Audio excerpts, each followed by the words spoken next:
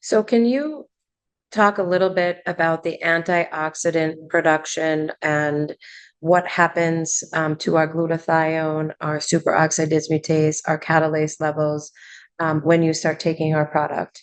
Well, first and foremost, as we're born and we're coming into puberty and heading into our 20s, all of these things are building and turning on, right? But as we head into our 20s, into our mid 20s, that's when our bodies are designed to start slowing down. When those processes happen, we have a cell, and the cell has lots of functioning parts to it. But the main function, we have something in it called a mitochondria. And inside that, that's like the little engine of the cell. The mitochondria take in food and oxygen, and that makes the energy of whatever that cell's purpose is going to be. When that happens, there is a little bit of a byproduct, though, just like a vehicle burning gasoline. There's an oxygen that's left uncoupled. It goes from O2 being utilized for the ATP, for the energy of the cell, down to just O. It uses one oxygen, but it leaves one. That's why it's called oxidative stress. That oxygen is now bouncing around.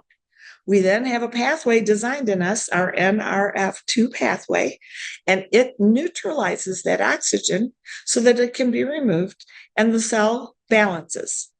All right. We also have a pathway called NRF1, and that pathway is how we give our mitochondria the things that it needs. And it's also how we produce more mitochondria. You go to the gym and you exercise, that's one way to get more mitochondria. When you can optimize activating the NRF1 pathway, that's mitochondrial biogenesis. Big word, right? But what we're doing is making more mitochondria and mitochondria that work well. So now you have the yin and the yang in the cell. You have the food and the oxygen coming in, the mitochondria using that for the energy for the cell, and then there's some waste product, and the NRF2 pathway comes on and removes that waste. And those two work in synergy. Then you have something called NAD.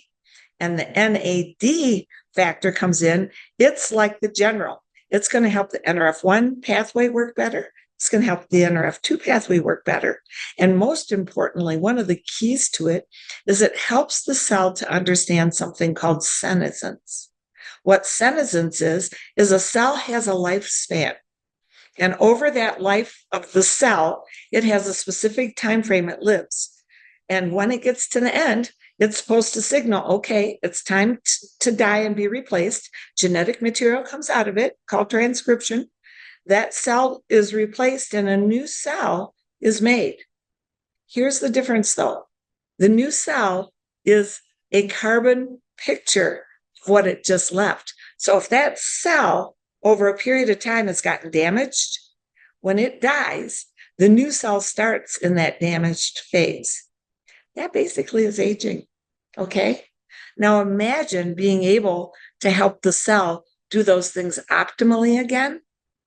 That's when you can really truly state something is anti-aging, which is what the FDA has allowed us to make a statement of with our products because of what we've been able to prove that we can do, and that is put that balance back in the cell.